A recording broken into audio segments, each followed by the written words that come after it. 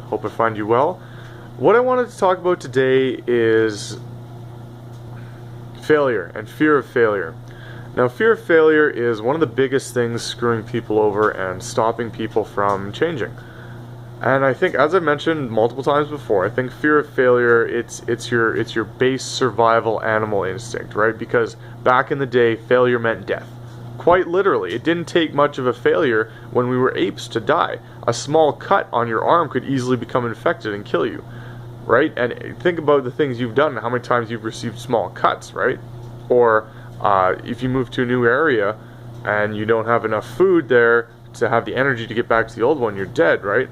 So failure used to have much greater consequences. So I think part of our fear of failure is that. It's this defense mechanism left over from ages gone by. And you have to remember too, guys, that look at your fear of failure and what it is you fear about failure. Because I know for me, like I said, the outside circumstances of failure aren't so bad anymore, but the internal ones are still there. So you have to look at your reaction, your internal reaction to failure, and why that is the way it is. Because that's probably what you fear, honestly. Because if you fail and you lose money, so what? You can make more money. Most of the time, anyhow. I mean, even if you fail and you die, like, so what? You're dead. You don't care. Or you're in heaven. Anyhow, that's a different esoteric argument. But look at what would happen if you failed. Because most of the time it's not that bad. So then you have to look at, okay, I'm afraid of my reaction to failure. Why am I having this reaction? Part of it, like I said, built-in defense mechanism from ages by. Part of it, too, is your belief systems.